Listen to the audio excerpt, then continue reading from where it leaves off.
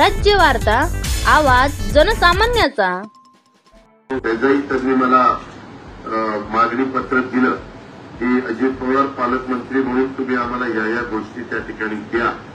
आणि आजच्याच मीटिंगमध्ये आम्ही त्यांना साधारण 16 कोटी रुपये हे त्यांच्या वेगवेगळ्या महत्वाच्या कामांच्या करता, त्याच्यात वाहन आहे, त्याच्यामध्ये वेगवेगळ्या पद्धतीनं अनेक इन्फ्रास्ट्रक्चर उभ्या करण्याच्या बाबी आहेत, त्या प्रकारे तो कागद त्या पद्धतीनं त्यांनाही मी सांगितलं की त्यांना अधिक पैसे पाहिजेत, परंतु ते काही पैसे आम्हाला राज्य पातळीवर द्यावे लागतील। मात्र जिल्हा पातळीवरच्या बाबतीतले काही निर्णय मात्र आजच्या या बैठकीच्या निमित्तानं आम्ही त्याला मान्यता दिलेली आहे। त्याचबरोबर अंगणवाड्याच्या बद्दल पण आम्ही जरा काही वर्षाचा कार्यक्रम घेतो, त्या फार खराब अंगणवाड्या आहेत, त्या ABCD करून वर्गवारी, त्याच्यात B वाल्या पहिल्या घ्यायच्या, नंतर C वाल्या घ्यायच्या, असं करत करत तोही एक कार्यक्रम चांगल्या पद्धतीनं राबवायचा आणि त्यालाही निधीची उपलब्धता ही उपलब्ध करून द्यायची, हा पण निर्णय आम्ही या चर्चेच्या निमित्तानं घेतलेला आहे। त्याच्यामध्ये साधारण आमच्या दिवाळी नवीन घरकुलात उपक्रमाचा शुभारंभ 75,000 घरं अशा पद्धतीनं देण्याचं आमचं नियोजन आहे। त्याचं आम्ही आज इथं अनावरण केलं, पण त्याच्यात योजना मी होतो, बाकीचे सगळे आमचे लोकप्रतिनिधी होते आणि ते प्रत्येकाच्या आयुष्यामध्ये घरात स्वप्न असतात, त्याच्यामध्ये जागाचा प्रश्न आहे। कलेक्टरांना सूचना दिलेल्या आहेत की जिथं गायरानाच्या जागा असतील त्या गायरानाच्या जागेची भूमी नाही, त्यांना गायरानाची जागा त्यांच्या घराच्या पुरती अलॉट करायची आणि तसा निर्णय राज्य स्तरावरच झालेला आहे। तशा प्रकारचे आदेश देखील काढण्यात आलेले आहेत, त्याची अंमलबजावणी जे भूमिहीन आहेत त्यांना करायला जिल्हाधिकाऱ्यांना सांगितलेलं आहे। त्याचबरोबर अधिष्ठाता स्वामी रामानंद तीर्थ ग्रामीण शासकीय वैद्यकीय महाविद्यालय अंबाजोगाई, त्याला या जूनमध्ये 50 वर्ष होतात। मी पण त्यांना जे काही सांगायचं ते सांगितलं, आमच्या जिल्हाधिकाऱ्यांनी पण सांगायचं ते सांगितलं आणि लोकप्रतिनिधींनी पण काही गोष्टी सांगितल्या। ओपीडीची संख्या मोठी आहे, जवळपास 4 जिल्ह्यातले लोक जवळपासशे तिथं पेशंट म्हणून येत असतात, गोरगरीब कुटुंबातली लोक असतात आणि त्याच्यावर तिथं काही अनेक बाबीची पूर्तता करणं गरजेचं आहे। मी 50 वर्ष पूर्ण झाल्याचं निमित्त करून मी त्याला कसा निधी द्यायचा ते मी आणि माझ्या सचिवांनी ठरवलेलं आहे आणि त्या प्रकारे तेही काम हे चांगल्या पद्धतीनं मार्गी लावायचं आम्ही आज ठरवलं। प्रकल्प संचालक राष्ट्रीय महामार्ग प्राधिकरण आपल्या बीड जिल्ह्यातून खूप मोठ्या प्रमाणावर राष्ट्रीय महामार्ग चालतात। आता बाहेरनं काही रिंग रोड केलेलं असल्यामुळं, बायपास केलेला असल्यामुळं शहरामधली कामं ते एकदा करून देतात, नंतर तुमचं तुम्हाला करा असं शासनाला सांगतात। ही गोष्ट आपल्या शहराच्या बाबतीमध्ये पण घडलेली आहे। तिथं स्ट्रॉंग वॉटर जाण्याच्या करता ड्रेनेजची व्यवस्था करणं गरजेचं आहे। त्याची पण साधन चर्चा त्या ठिकाणी झाली। काही बाबतीमध्ये मला त्या खात्याचे केंद्रीय मंत्री गडकरी साहेबांना पण पत्र द्यावं लागणार आहे आणि तशा पद्धतीनं पत्र देतो।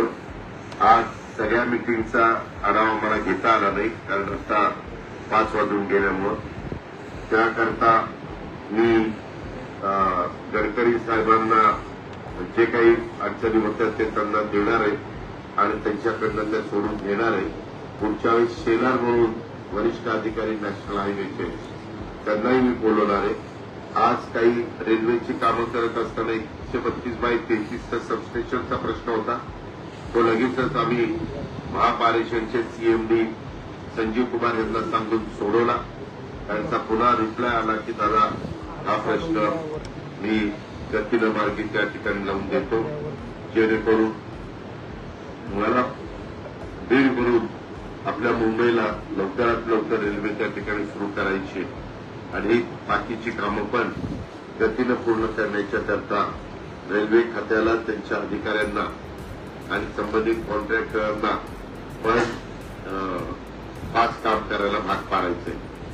एकंदरीतच जिल्हाधिकाऱ्यांनी जिल्हा पोलीस प्रमुखांनी दैनंदिन कामकाजा करता त्यांना 50 झेरॉक्स मशीन, तांत्रिक मान्यता, प्राप्त प्रशासकीय मान्यता करता 1,22,00,000 रुपये मागितलेले.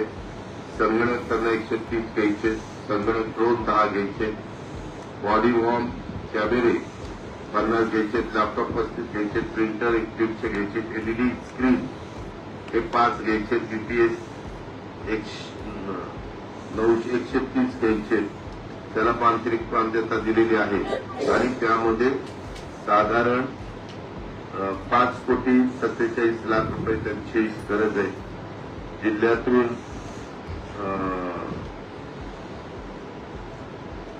वाहनं ही त्यांना काही घ्यायची, त्या वाहनाला पण निधी मागितलेला आहे, तोही द्यायचा मी ठरवलेला आहे.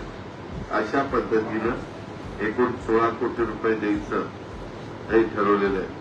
पोलीस विभागाची बांधकामं वगैरे हे आम्ही त्यांचं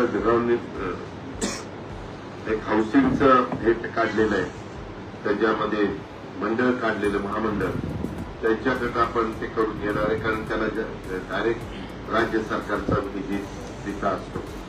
पुढच्या वेळेस मी येईल तेव्हा तीर्थक्षेत्र विकास आराखडा, त्याच्यामध्ये उद्यान विकास, सीएसआर म्हणतं काही उद्यान आपण घेऊन पाहतोय, त्याच्यामध्ये बाकीच्या पण वनवी तीर्थक्षेत्र विकास आराखडा, गोपीनाथ मुंडे ऊसतोड कामगार महामंडळ मार्फत मुलामुलींच्यासाठी आपण वसतिगृह करायचा निर्णय घेतलेला आहे. त्या पहिले प्रत्येक विधानसभा मतदारसंघामध्ये एक ताबडतोब त्याला जागा द्यायला कलेक्टरांना सांगितलेलं आहे आणि ते काम आता आपण सुरू करतोय. त्याच्या संदर्भातले पण आजच्या बैठकीमध्ये निर्णय हे झालेले आहेत. एकंदरीतच मी या जिल्ह्याचा पालकमंत्री झाल्यापासून डीपीसीला 575 कोटी रुपये 25-26 ला देऊ शकलो, की आजपर्यंत एवढी मोठी रक्कम कधी बिल करायला मिळाली नव्हती. पशुवैद्यकीय महाविद्यालय परळीच्यासाठी 635 कोटी रुपयाची मंजुरी मी दिली सरकारच्या वतीनं. सिंचनासाठी कोल्हापूर बॅरेज काल 2 सुरेशदासांच्या मतदारसंघात, 1 विजयसिंह पंडितांच्या मतदारसंघात त्याला 59 कोटीची कालच मान्यता दिलेली आहे. पूर्वीच्या केटीवेरीचं रूपांतर बॅरेजमध्ये असं ते आहे की त्याच्यातला पाणी साठा वाढतो आणि लोकांना शेतीला जास्त पाणी उपलब्ध होतं. जिल्हा परिषद आम्ही देण्याचं काम हे केलेलं आहे. ही पण बाब मला तुमच्या लक्षामध्ये आणून द्यायची होती. हेही मला त्या पत्रकार परिषदेच्या निमित्तानं आपल्याला सगळ्यांना सांगायचे. एकंदरीतच त्यावेळेस 31 मार्चपर्यंत 100% निधी कसा खर्च होईल त्याबद्दलचं नियोजन आम्ही केलेलं होतं आणि तशा पद्धतीनं निधी आपण खर्च केलेला आहे. या सगळ्या गोष्टी होत्या. आता आपल्याला काही विचारायचं असेल तर आपण विचारू. एखादी विचारा. माझी हात जोडून विनंती आहे. मी आता इतकं व्यवस्थित सांगितलंय, आपण एखादी विचारा, मी उत्तर देईल. प्रश्न गंभीर आहे दादा. कुठे ग्रुपवर सरकारने धाडी घातली आणि तेव्हापासून त्या मल्टी स्टेट बंद पडलेली आहे आणि लाखो ठेवीदारांच्या ठेवी गुंतल्या असल्यामुळे मुलांचं शिक्षण, मुलींचे लग्न, अनेक ठेवीदारांनी आत्महत्या केलेल्या आहे. गंभीर परिस्थितीवर उपासमार झालेली आहे. या संदर्भात सरकार काय करणार आहे? सरकारने धाडी टाकल्या. आता लोकांचे समजला प्रश्न. त्यामध्ये मी सतत महाराष्ट्रामध्ये आव्हान करतो की तुम्ही तुमचा निधी, तुमचा पैसा राष्ट्रीयकृत बँकात ठेवा. त्या अशा पद्धतीच्या संस्थांच्या मध्ये ठेवू नका. हे अजित पवार जिथं जिथं जातो तिथं तिथं आव्हान करत असतो. तरी देखील काही लोक त्यांना आपल्याकडे ठेवी वळवण्याकरता हे संस्था चालक व्याजाचं आमिष दाखवतात आणि तिथं पैसे घेतात. मल्टीस्टेट हे राज्य सरकारच्या एकट्याच्या हातात राहत नाही. मल्टीस्टेट हे केंद्र सरकारच्या हातामध्ये जातं. त्याच्यामुळे त्या संदर्भामध्ये सहकार खातं आमच्या नेते अमित शहा साहेबांच्याकडे आहे. त्या संदर्भात मागे त्यांना सांगितल्यानंतर त्यांनी ज्या कोणी त्या पैशाचा गैरवापर करण्याचा प्रयत्न केला, प्रॉपर्ट्या खरेदी केल्या, त्या आपण जप्त करतोय. त्याचे विल्हेवाट लावून जे लोक आहेत त्यांचे पैसे देण्याच्या बद्दलच म्हणून तर काढी टाकले. कारण उद्या हे पैसे काही सरकार देऊ शकत नाही. कुठल्या अर्बन कोऑपरेटिव्ह बँकेमध्ये पैसे जर बुडले तर 5 लाखाचं विम्याचं संरक्षण असतं. आम्ही मधल्या काळामध्ये आपल्या ज्या पतसंस्था आहेत त्याला पण काही प्रमाणात विम्याचं संरक्षण द्यावं म्हणून आम्ही काही बजेटमध्ये तरतूद त्या ठिकाणी मागे केली. आता याच्याबद्दल मल्टीस्टेट असल्यामुळं त्याच्यात केंद्र सरकार राज्य सरकार मिळून त्याच्यामध्ये निर्णय घ्यावा लागणार आहे. पण आज पण मी पुन्हा सांगतो, परत पुन्हा काही ना काही असल्याच संस्था निघतात आणि ही लोक मोठ्या प्रमाणावर आमिष दाखवतात, जाहिरातबाजी करतात, लोकांना दिशाभूल करतात आणि ठेवी स्वीकारतात आणि त्याच्यात मग अशा पद्धतीच्या तक्रारी पुढे येतात. त्याच्यात ऑलरेडी आम्ही लक्ष घालून आता घेतलेल्या प्रॉपर्ट्या कोर्टाची मान्यता घेऊ. घेतल्या तर विकता येत नाही, कोर्टाला दाखवावं लागतं की हे यांनी फ्रॉड केलेला होता, त्याच्यात हे त्यांनी बेनामी संपत्ती गोळा केलेली होती. आता ते विक्रीकरता परवानगी देऊन बाजारभावाप्रमाणे विकून त्याच्यातनं जसे पैसे जमा होतील तसे देण्याच्या बद्दलची त्यांची मान्यता घेण्याचं काम चालू. धनंजय देशमुखांनी आज आपली भेट घेतली. एखादी संस्थेचं वय वाढत असताना त्याच्यात काही विभाग वाढतात. आपण एसआरटी कॉलेजचा उल्लेख केला, तिथं असलेलं प्रॉपर्टी बंद पडलंय, प्रोफेसर नसल्यामुळे रेडिओलॉजीचं डिपार्टमेंट बंद पडलंय. साहेब आज त्याचाच आढावा घेतला, त्याचबद्दल अहो त्याच्यात आत्ता मगाशी त्यांनी दाखवलं क्लास 1चे किती अधिकारी कमी आहे, क्लास 2चे किती अधिकारी कमी आहे, क्लास 3चे किती अधिकारी कमी आहे. मी आपल्याला जरा हे 103 क्लास 1चे अधिकारीची रिक्वायरमेंट आहे, क्लास 2चे 108ची आहे, क्लास 3 क्लास 4चे जास्तीचे, पण ते आम्ही ते कॉन्ट्रॅक्ट बेसवर केलं. कारण क्लास 4चे कॉन्ट्रॅक्ट बेसवर घेते आम्हाला त्या ठिकाणी परवडतं, त्याच्यामुळं तिथं तो निर्णय घेणं आणि मग काही बाकीच्या पण त्यांनी गोष्टी सांगितलेल्या आहे आणि ह्याच्याच करता 50 वर्षाचं निमित्त करून त्या सगळ्यांना मान्यता देण्याचं मी ठरवलेलं आहे. वैद्यकीय शिक्षणच्या दिवसकरची माझे डीसीएमचे सेक्रेटरी राजेश देशमुखांचं बोलणं झालेलं आहे आणि तो प्रस्ताव त्या मंजुरीकरता प्लॅनिंग आणि फायनान्सला येईल, त्याला माझ्या सूचना मंजूर करायच्या. दादा पालकमंत्री बीड शहराला 15 ते 20 दिवसाला एकदा पाणी पुरवठा होतो आणि सीओकडे तक्रारी केल्या तरी दखल घेतली जात नाही. या संदर्भात आपण काहीतरी, आता उन्हाळ्याचे दिवस आहेत दादा आणि पाणी उपलब्ध आहे, 2-2 तलाव मोठमोठ्या प्रकल्पातून. बघा पत्रकार मित्रांनो, तुमचा विचारायचा अधिकार जरूर आहे. महाराष्ट्रामध्ये वेगवेगळ्या शहरांना पिण्याच्या पाण्याची योजना मंजूर केल्यानंतर, पाणी दिल्यानंतर त्यांना तिथं पाण्याच्या संदर्भातलं वापरलेलं बिल भरायचं असतं. इथं बिल भरायलाच कोणी तयार नाही. जर नागरिक प्रतिसाद देत नसतील तर नागरिकांचं काम नाही. आपल्याला रोज पाणी पाहिजे असेल तर लाईटचं बिल त्याला येतं, बाकीचा तर खर्च राज्य सरकार करतं. इलेक्ट्रिक पंप बसून देतं, मोटार बसून देतं, पाईपलाईन करतं, काय वॉल काढायचं, टाक्या करायचं, या सगळ्या गोष्टी करून देतं. त्यामध्ये इथं ही काही सवयी त्यात चांगल्या लावण्याची नितांत गरज आहे. ज्याला आपण आर्थिक शिस्त म्हणतो, ती आर्थिक शिस्त लावली तरच, नाहीतर उद्या तुम्ही जरी राज्याचे प्रमुख झाले आणि सगळ्या गावात असंच लाईट बिल भरायचं नाही ठरवलं, पाणीपट्टी द्यायचं नाही ठरवलं, बरं असं काही नाही. लांबलं कुठलं तरी पाणी आणावं लागतं. पाणी तर जवळच आहे, त्याच्यामुळे पंपिंग करायला एवढा काही खर्च येत नाही. बाकीच्या काही काही शहरांना 2-2, 3-3 ठिकाणी पंपिंग करून पाणी न्यावं लागतं. पण तिथं ते वेळच्या वेळेला बिलं भरतात, त्याच्यावर त्यांच्या योजना त्या ठिकाणी चालतात. कुठंच नाही दादा अशी परिस्थिती 15 आणि 20 दिवसाला एकदा पडली. महाराष्ट्रात कुठंच असं शहर नाही. महाराष्ट्रात कुठंच असे एवढे पैसे थकवलेले पण शहर नाही.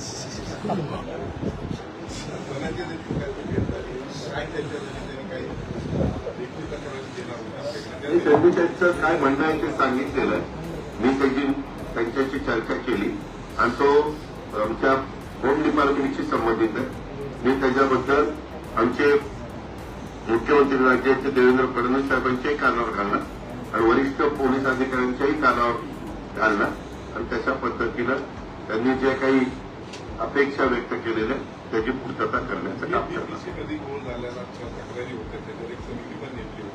त्याचा अहवाल माझ्याकडे आलेला आहे. त्यामध्ये त्यांना जो अधिकार होता टीपीसीला ते साक्षीदार आहेत, त्यांनी पण ते वाचलं. त्या पद्धतीनं जिल्हाधिकाऱ्यांनी इलेक्शनच्या आधी ज्या मान्यता दिल्या होत्या, आमचा जीआरएस आहे का, तो जीआरएस होता, त्यामुळे त्यांनी ते दाखवलं आणि तो तशा पद्धतीनं तो खर्च त्यांनी त्या ठिकाणी केलेला.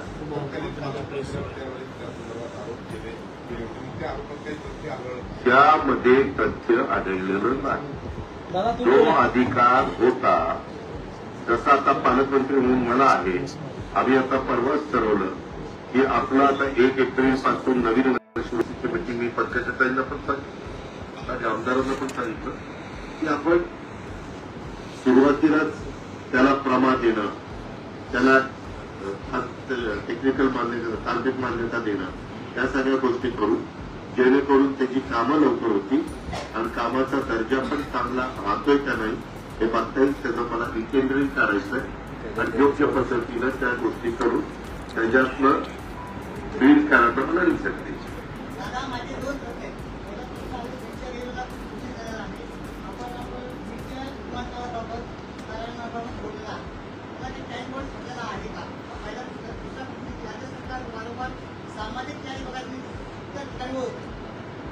आपल्याला काही माहित नाही, काही सांगता. कुठं वळवला सामाजिक न्यायाचा निधी, कुठं वळवला नाही. थांबा ना, मी अर्थमंत्री आहे. मी 7,20,00,000 बजेट सादर केलंय आणि कालच्या 31 तारखेला हे होते माझ्या बरोबर. शेवटपर्यंत सगळे पैसे त्या ठिकाणी सोडले. कुठं वळवलं एवढं सांगा. अहो कुठं वळवलं एवढंच सांगा पत्रकार मित्रांनो. मी काही वेगळा प्रश्न विचारत नाही. प्रश्न विचारायचा जसं तुम्हाला अधिकार आहे तसं मला पण मी कुठं निधी वळवला एवढं तर विचारायचा अधिकार आहे. आम्हाला सांगा ना. दुसरं, त्याच्या आधी रेल्वेच्या संदर्भात प्रत्येकाने आपापल्या परीनं प्रयत्न केला. मला कामाची आवड असल्यावर मी आपण होऊन, मला कुणी म्हणायला आलं नाही अरे उठ जा ठिकाणी जे मिळते, मी आपण होऊन ते काम मला करायचं म्हणून मी केलं. विमानतळाचंही काम इतक्या वर्षात कुणी त्या ठिकाणी केलं नाही. मी आपण होऊन कलेक्टरला माझ्या ऑफिसला कामाला लावलं आणि प्रत्येक जिल्ह्याला विमानतळ साधारण धावपट्टी असली पाहिजे. ते मुख्यमंत्र्यांचं आमचं महायुतीचं धोरण आहे.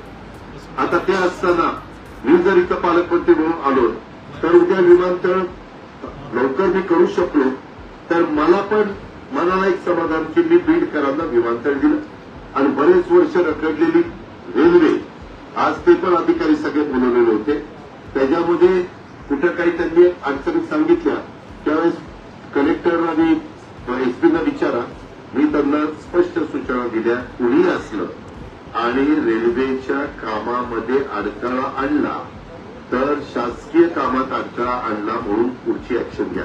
मी आपल्याला पत्रकार मित्रांनो तुम्हाला सांगतो, याच्यामध्ये चांगली कामं करून दाखवत असताना थोडा कठोरपणा दाखवावा लागतो. वेळ पडली तर वाईटपणा घ्यावा लागतो. काही विकृती विचित्र असतात, त्यांना वेगवेगळ्या पद्धतीनं काही त्यांना हे आम्हाला पाहिजे ते आम्हाला पाहिजे असल्या सवयी आहे. पोलिसांचा आढावा घेत असताना इथं पाठीमागच्या काळामध्ये खूप मोठ्या प्रमाणावर रिव्हॉल्व्हरला लायसन्स, 12 बोरला लायसन्स देण्याचं काम झालं. आतापर्यंत 300 किती कॅन्सल केली, 340 कॅन्सल केली. अजूनही आपण ज्यांना गरज नाही उगीच ते दळ पॅन्टला इकडं बाहेर लावून फिरतात आणि एक शो करतात, त्यांना सगळ्यांना आता सरळ करायचंय आणि त्यांचे पण ते रद्द करणार आहे. ज्याला खरोखरीच गरज आहे जो वस्तीवर राहतो, ज्याला खरोखरीच गरज आहे, त्याचा व्यवसाय आहे व्यापाराचा किंवा त्याच्याकडे सोन्या चांदीचा व्यवसाय किंवा रात्री त्याला कॅश घेऊन कुठं जावं लागतं किंवा कुठून यावं लागतं बँकेत भरण्याच्या करता, अशांना प्रोटेक्शन मिळालं पाहिजे. ते सरकारची जबाबदारी, कायदा सुव्यवस्था चांगली ठेवणे आमच्या पोलीस खात्याची जबाबदारी आणि त्या पद्धतीनं आम्ही त्यामध्ये पण लक्ष घातलेलं आहे.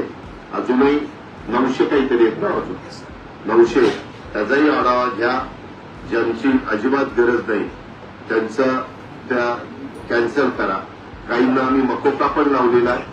वेगवेगळ्या पद्धतीने चुका करणाऱ्यांना अजिबात धारा द्यायचा नाही आणि एक सगळ्या समाजात जातीय सलोखा राहावा, कुठेही काही अडचण राहू नये, त्या पद्धतीचा आमचा सगळ्यांचा प्रयत्न चाललेला आहे. त्याचाही आढावा आज घेतला. आर्थिक शिस्त लावत असताना प्रशासकीय शिस्त, त्याचबरोबर मगाशी तुम्ही ज्ञान इथं सांगितलं होतं, वॉल माफिया, राख माफिया, याच्या संदर्भात आता दादा इथं आल्यानंतर ही सगळी कसं मोडून जाणार? ती दादागिरी अगोदर आहे, ती दादागिरी कधी नव्हती. हो, आता मी सांगू अशी बोल काढणार, अरे मला काही कळतच नाही. तुम्हाला ना गरज, मी एसपीला सांगितलं की माझं काम नाही, ते एसपीचं काम आहे आणि एसपीना काही गोष्टी पाहिजेत त्या देण्याचं काम माझं आहे.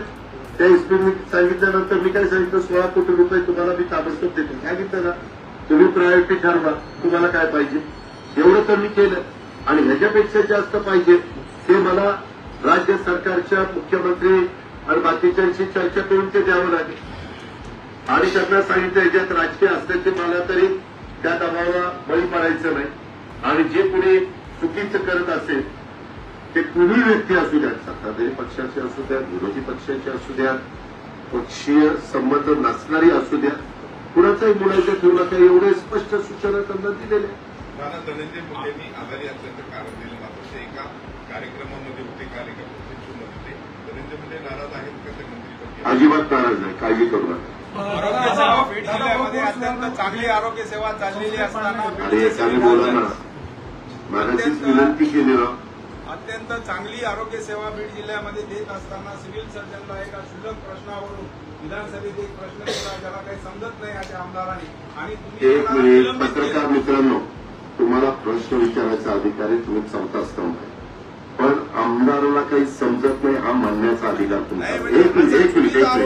एक मिनिट तुमचा हक्कभंग होऊ शकतो, कारण मी स्वतः साक्षीदार आहे. तुम्ही तुमचंही, आम्ही सर्व गुण संपन्न आहे हा माझा दावा अजिबात नाही, पण तुम्ही आमच्या सभागृहाचाही डेकोरम ठेवा ना. ते सदस्य आहे, 5 लाख लोकांचं प्रतिनिधित्व करतायत, कायदे मंडळामधला तो एक सदस्य आहे असं नाही. त्यामध्ये तुम्ही एवढं सांगा की बाबा त्याच्यामध्ये प्रश्न उत्तराच्या निमित्तानं, लक्षवेधीच्या निमित्तानं एका निष्पाप चांगलं काम करणाऱ्या डॉक्टरवर अन्याय झाला, तुम्ही समजू शकतो. मी तो माझे शब्द मागे घेतो. आम्हाला ऐकायला आता मध्येच का मग मी आपलं जातो उठून. मी इतकं तुम्हाला व्यवस्थित सांगतो, माझ्या पुण्या मुंबईतल्या प्रेस मीट होतात, परंतु तुम्ही जरा माझ्याही काही गोष्टी ऐकून घेतल्या पाहिजे. आपण जे सांगताय नाही, शिस्त ह्यांना कुठं लावतं, त्यामध्ये आपण जे सांगितलेलं आहे, आज मला निवेदन दिलेलं आहे, बरेच लोक आलेली होती माझ्याकडे, अनेक निवेदन, मी त्याचं सॉर्टिंग केलं. हे कलेक्टरशी संबंधित, हे एसपीशी संबंधित, सीओशी संबंधित, हे राज्य सरकारच्या मुंबईशी संबंधित ते मी घेतलेले आहे. मी माझ्या संबंधित खात्याच्या मंत्र्यांशी बोलणार आहे की बाबा आपण पहिलं रेकॉर्ड काढून बघा, त्यांचं खरंच पूर्वीचं रेकॉर्ड त्या डॉक्टरांचं तसं आहे काय, नाहक कुणावर अन्याय व्हायला नको. आम्ही राज्यकर्ते, जनतेने आम्हाला केलंय, आम्ही अन्याय करायला राज्यकर्ते झालो नाही. आम्ही कुठं अन्याय झाला असेल तर त्याच्यातून तो अन्याय दूर करून मार्ग काढायला झालो. त्याच्यावर प्रत्येक ठिकाणी दोन्ही बाजू असतात. आज अनेकांनी वेगवेगळ्या प्रकारची निवेदनं दिलेली आहेत, तर त्याच्यामध्ये मी महिला शिष्टमंडळाला पण सांगितलं मला दुसरी पण बाजू तपासून घेऊ द्या आणि दुसरं जर कुणावर आरोप झाला असेल तर एकतर्फीच्या आरोपामध्ये तथ्य मानून मी पुढची ऍक्शन घेतली तर त्याच्यावर तो अन्याय किंवा ध्येय आहे आणि तो जर गिल्टी असेल तर तो लगेचच एकतर मानतरी खाली घालेल किंवा पत्तरी बसेल की त्याचं साधारण चेहराच सांगेल की तो काय करतो. आरोग्य सेवेच्या माध्यमातून 10 ते 15 लाख लोकांचे दादा भरपूर सुधारणा विधेयक संसदेत मांडलं गेलं. पक्ष म्हणून काय भूमिका असणार आपली? त्यामध्ये महायुती एनडीएच्या संदर्भामध्ये जी काही भूमिकेच्या बद्दल चर्चा झालेली आहे त्या संदर्भात आमचे चिराग पासवान असतील, चंद्रबाबू नायडू असतील, नितीश कुमारजी असतील, एकनाथराव शिंदे साहेब असतील, त्या सगळ्यांच्या मध्ये साधक बाधक चर्चा होऊन एकंदरीतच त्याच्यातनं योग्य पद्धतीचा मार्ग काढायचा अशा प्रकारची चर्चा झाली. दादा, राज्यामध्ये 165 निवासी आश्रमशाळा आहेत. दादा, शाहू फुले आंबेडकर निवासी आश्रमशाळा. अरे एकानी कितीदा सांगू. हा दादा, 165 आश्रमशाळा ज्या आहेत, शाहू फुले आंबेडकर नावानं योजना आहे आणि त्या लोकांनी राज्यभर आंदोलन सुरू केलेली आहेत. बीडमध्ये सुद्धा 9 दिवसापासून आंदोलन सुरू आहे. कशाबद्दल? निवासी आश्रमशाळांच्या अनुदानाचा विषय आहे. आपल्याला एकदा तुम्ही तुमची स्वतःची आश्रमशाळा तुम्ही एकदा माझ्याकडे या. मी आश्रमशाळेच्या नावाखाली काय काय प्रकार चाललेले आहेत. काही आश्रमशाळा जरूर दर्जेदार आहेत, काही आश्रमशाळा राज्य सरकार निधी देतं पण जेवणाची क्वालिटी काय, शिक्षणाची क्वालिटी काय. आज आता सीओ इथं बसले. आपण इथं आपल्या मुलांचा मुलींचा शिक्षणाचा दर्जा वाढवण्याच्या करता भागाकार असतील, गुणाकार असतील, बेरीज असेल, वजाबाकी असेल, या सगळ्याच्या संदर्भामध्ये काही एक नियमावली ठरवलेली त्या पद्धतीने आपण पुढे चाललोय. आम्हाला कुणावरही अन्याय करायचा नाही. मात्र काही जण त्या गोष्टीचा गैरफायदा घेण्याचा प्रयत्न करत असतील तर त्याची शहानिशा, त्याचा रेकॉर्ड तपासणं, त्या सगळ्या गोष्टी तिथं खरोखरीच किती विद्यार्थी आहेत, हे व्यवस्थितपणे शाळेत जातात का, त्यांना सगळ्या सुविधा मिळतात का, त्यांना जेवण 2 वेळचं व्यवस्थितपणे मिळतं का. कारण त्याचे पण आम्ही सगळ्यांचे जे रेट आहेत म्हणजे जे योग्य त्याच्यात मानधन द्यायला पाहिजे हे त्या पद्धतीनं आम्ही केलेलं आहे. आता मगाशी कार्यकर्त्यांच्या मेळाव्याच्या बोलताना काय आणि कुठं वाद झाला? शिंदे साहेबांनी तो पुतळा जाण्यास हा? पटाण कोडोलीमध्ये दादा एक मिनिट का मी पहाटे उठून इकडे आलेलं. आज काही झालेलं असेल तर मला काही पाठीला डोळे नाहीये. इथं असं झालंय. मी त्याची चौकशी करेन. ही वेळ पडली तर आता शिंदे साहेबांचं नाव घेतलं, ते पण आमचे सिनियर नेते सिनियर आहेत. माजी मुख्यमंत्री, विद्यमान उपमुख्यमंत्री, मी त्यांना विचारेन काय झालं काय नाही. मग पूर्वी सर्व विभागाच्या ज्या फाईल होत्या त्या आपल्या मार्फत देवेंद्र फडणवीस यांच्याकडे जात होत्या. मात्र आता आपल्या मार्फत ज्या फाईल आहेत त्या एकनाथ शिंदे यांच्याकडे जाणार आहेत आणि त्यानंतर आपल्याला काय त्रास होतो? यांच्याकडे जाणार आहे. आपल्याला काय त्रास होतो? कुठंतरी काही नाही. एक मिनिट. बळ कमी करण्याचं काही बळ नाही. तुम्ही बळ नका कळ नका काढू. तुम्ही आपलं खरंच पत्रकार मित्रांनो, तुम्हाला प्रश्न विचारायचा अधिकार आहे रे. आता आमचं 3 पक्षाचं सरकार आहे. पूर्वी फाईल यायची ती माझ्याकडनं सही करून देवेंद्रजींच्याकडे जायची आणि तिथून एकनाथरावजींच्याकडे जायची. आता माझ्याकडनं सही झाल्यावर एकनाथरावच्याकडे जाईल आणि तिथून मुख्यमंत्री देवेंद्रजींच्याकडे जाईल. 3 पक्षाचं सरकार असेल तर फाईल तिन्ही प्रमुखांना माहिती पाहिजे ना. पण त्याच्यात तुम्हाला काय अडचण झाली? काय अडचण? जर आम्ही तिघही त्याच्याबद्दल समाधानी आहोत तर बाबा ह्याला काय पोटात दुखायला झालं लागलं म्हणलं नाही. पण मला कळत नाही. अरे बाबा ते स्टँडिंग ऑर्डर असतात. कधी कुठलंही नैसर्गिक संकट आल्यानंतर स्टँडिंग ऑर्डर केंद्राच्या राज्याच्या असतात की नुकसान किती झालं त्याचे पंचनामे करायचे, त्याच्यामध्ये नुकसान भरपाई किती द्यायची, काय द्यायची, हे सगळे जीआर आहे. जाहीर भाषणात जातीभेद आणि धर्माविषयी जाहीर भाषण करताय. मात्र दुसरीकडे महायुतीचे जे आमदार आहेत सुरेश धस यांनी जो मस्जिदमध्ये जिलेटिननी स्फोट करण्यात आला होता त्याविषयी त्यांनी एक वक्तव्य केलेलं आहे की जी घटना घडली ती सोडून द्या. जे आरोपी आहेत त्यांनी दारूच्या नशेत हा जो प्रकार आहे तो केलेला आहे. तुमची प्रतिक्रिया काय राहील? त्या संदर्भामध्ये आमची प्रतिक्रिया कायदा सुव्यवस्था चांगली राखून आपल्या शिवशाहू फुले आंबेडकरांच्या महाराष्ट्रामध्ये जातीय सलोखा कसा राहील त्याकरता आमची पोलीस यंत्रणा काम करती आहे. मुख्यमंत्री आहात. बीड जिल्ह्याच्या शेतकऱ्यांचा जे काही प्रश्न आहे, शेतीचं जे खर्च होतं ते माफ करणार आहात का? कारण तुमच्याकडे अर्थखात आहे. तू ऐकलं ना मागे परत एखादा कुठला इतका हलुका मजबूत करतो त्याचं उत्तर संदर्भात आणि त्याचं उत्तर दिलं ना तो हा रोज माझ्या बातम्या बघत तरी काय. धन्यवाद.